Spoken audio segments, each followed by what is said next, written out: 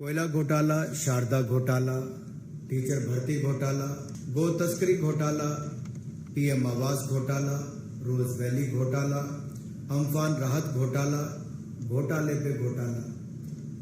ये मैं बहुत सारे राज्यों की बात नहीं, मैं एक ही राज्य की बात कर रहा हूं, पश्चिम बंगाल की। तृणमूल कांग्रेस की सरकार में एक के बाद दूसरा घोटाला सबके सामने आया। आपने 3 फरवरी 2019 को देखा होगा, जब पश्चिम बंगाल की मुख्यमंत्री जांच में अभियान पैदा करने के लिए खुद धरने पर बैठ जाती हैं, और आज 2 अक्टूबर 2023 को एक भ्रष्ट सांसद जो गंभीर आरोपों से घिरे हुए हैं, उनके नेतृत्व में हवाई जहाज से अपने कुछ नेताओं को उस भ्रष्टाचार के मामलों को दबाने के लिए और ध्यान भटकाने के लिए, उसको अलग विषय बनाने के लिए देश की राजधानी दिल्ली भेज दी है। चुना भी कौन? जो स्वयं ईडी के दफ्तर के चक्कर काट रहा है, जो गंभीर भ्रष्टाचार के आरोपों में घिरा हुआ है। लेकिन बदले में आरोप क्या लगाते हैं कि पश्चिम बंगाल को केंद्र सरकार से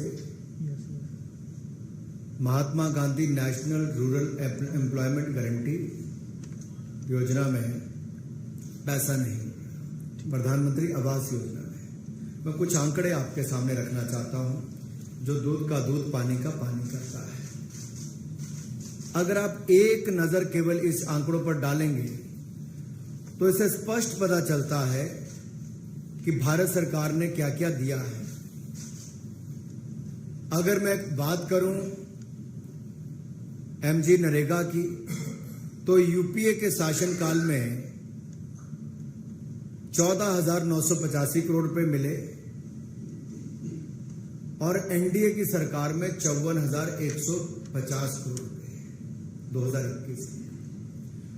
इसी तरह से ही प्रधानमंत्री आवास योजना में यूपीए के समय 4,466 करोड़ रुपए मिले, तो एनडीए के समय 30,000 करोड़ रुपए, लगभग 7 गुना से ज्यादा। अगर एनआरएलएम की मैं बात करूं, बैंक लिंकेज की, नेशनल लाइवलीहुड मिशन की, तो मात्र 626 करोड़ रुपए मिले थे यूपीए के समय, आज 74,034 करोड़ रुपए मिले, 12 गुना से ज्यादा।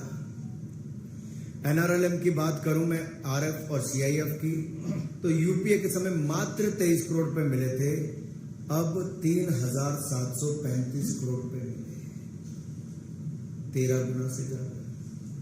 इसी तरह से ही अगर वित्त आयोग की राशि की बात करूं, तो 3,270 करोड़ रुपया यूपीए के समय मिला, और एनडीए के समय 25,000 करोड़ रुपए के लगभग 8 गुना ज्यादा।